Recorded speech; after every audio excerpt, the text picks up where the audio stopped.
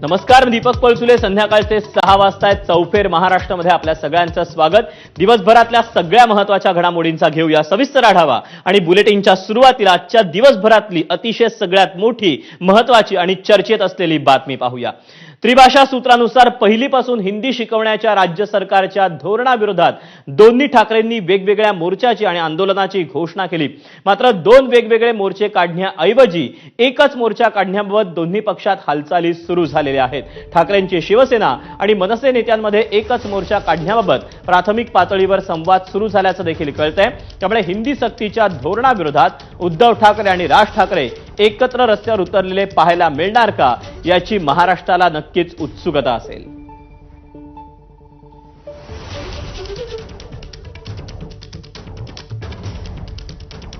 मला असं वाटतं की आणि ती योग्य भूमिका आहे, जर साहेबांनी अशी भूमिका घेतली असेल की दोन मोर्चे नकोत. कारण शेवट मराठी माणसाची एकजूट ही दिसली पाहिजे तिकडे, ही आमची ठाम भूमिका आहे. त्याच्यामध्ये एकत्रितपणे मराठी माणसाची ताकद ही सरकारला दिसली पाहिजे, ही आमची भूमिका आहे. हिंदी सक्ती विरोधात राज ठाकरेंनी 6 जुलैला गिरगाव चौपाटीवरून मोर्चा काढण्याची घोषणा केली. मात्र 6 जुलैला आषाढी एकादशी असल्यानं 6 जुलै ऐवजी 5 जुलैला सकाळी 10 वाजता मोर्चा काढण्याचा निर्णय राज ठाकरेंनी घेतला. स्वतः राज ठाकरेंनी सोशल मीडियावर या बदलाची माहिती दिलेली आहे. सन्माननीय राजसाहेबांनी सांगितल्यानुसार जो मराठी माणसांचा मोर्चा हिंदी सक्ती विरोधात निघणार होता 6 तारखेला सकाळी 10 वाजता, त्याची तारीख बदलून 5 तारीख सकाळी 10 वाजता शनिवारी हा मोर्चा निघेल.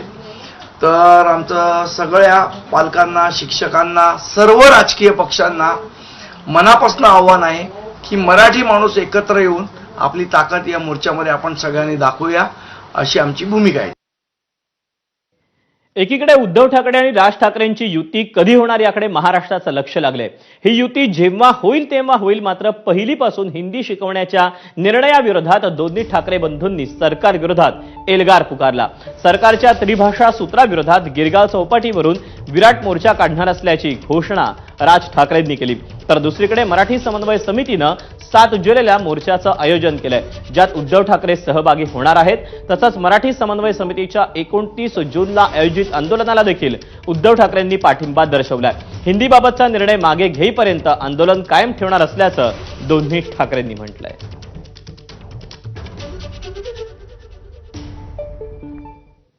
राजकारण बाजूला ठेवून मोर्चात सहभागी व्हा, असं आवाहन दोन्ही ठाकरेंनी आपापल्या पत्रकार परिषदेत केलं.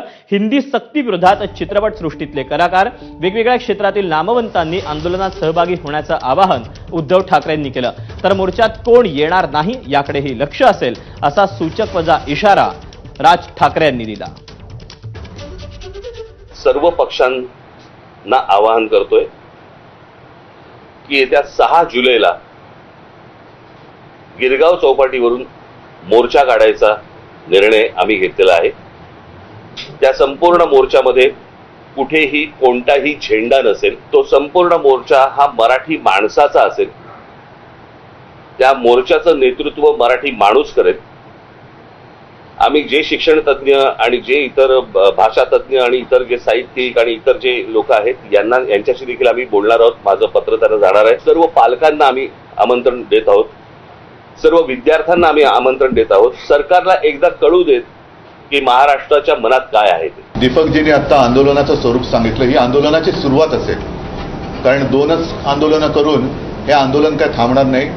हे आंदोलन पुढे जोपर्यंत ही सक्ती मागे घेतली जाणार नाही तोपर्यंत चालू राहील. तसं पाहिलं तर मुळामध्ये हा विषय 5 मिनिटांमध्ये संपण्यासारखा आहे. मुख्यमंत्र्यांनी जर का जाहीर केलं की मी माझ्या राज्यामध्ये हिंदीची सक्ती करणार नाही, होऊ देणार नाही, त्याच्यासाठी सादरीकरण करण्याची काही गरज नाही. मी तमाम मराठी माणसांना पक्षीय भेदाभेद विसरून या लढ्यामध्ये सामील होण्याचं आवाहन करत आहे. मग याच्यामध्ये आपल्या अगदी मी म्हणेन चित्रपट सृष्टीतले विशेषतः मराठी त्यांनी सुद्धा उतरायला पाहिजे, खेळाडूने उतरायला पाहिजे, साहित्यिक तर आलेच, अगदी वकील असतील, सगळ्यांनीच जे जे मराठी भाषेचे पुत्र आहेत, सुपुत्र आहेत, मग ते मुलं मुली दोन्ही, ही एक सगळ्यांना मराठी माणूस म्हणून विनंती करतोय. महाराष्ट्राचं मराठीपण हे घालवण्याचा जो कट आहे हा उद्ध्वस्त करण्यासाठी मला असं वाटतं तमाम सर्व मराठी बांधवांनी, भगिनींनी, मातांनी, विद्यार्थ्यांनी, सर्वांनी त्या मोर्चामध्ये सहभागी व्हावं अशी माझी त्यांना सर्वांना विनंती आहे. इथे कोणताही झेंडा नसेल, फक्त मराठी हा एक अजेंडा असेल आणि त्या अजेंड्यासाठी म्हणून सर्वांनी, महाराष्ट्रातल्या तमाम मराठी बांधवांनी या मोर्चामध्ये सामील व्हावं आणि सरकारला दाखवावं, सांगावं. एक निशाण, एक प्रधान, एक विधान म्हणजे मीच, हा जो त्यांचा आहे. आणि नड्डा जे बोलले होते की कालांतराने देशामध्ये एकच पक्ष राहील, म्हणजे हे सगळं एकाधिकारशाहीकडे यांचं ही वाटचाल सुरू आहे. कालच त्यांनी आणीबाणीला झालेल्या 50 वर्षाचा उल्लेख केला. आता ही भाषिक आणीबाणी ते लागतंय, ही भाषिक आणीबाणी आहे आणि त्याचा विरोध हा आम्ही तर करणार आहोत. पण विशेष म्हणजे शिवसेनेतले गद्दार जे जिकडे मिंदेपणाने राहत आहेत त्यांना सुद्धा आता बाळासाहेबांचे विचार काय आहेत हे मराठीतून पुन्हा सांगण्याची वेळ आलेली आहे. ज्या वेळेला महाराष्ट्रामध्ये एवढे प्रश्न आहेत, इतके विविध प्रकारचे प्रश्न आहेत, आपल्याकडे पूल पडतायत, आपल्याकडे अजून चांगले रस्ते होत नाहीयेत, अनेक गोष्टी आहेत, शिक्षणामधल्या अनेक गोष्टी आहेत.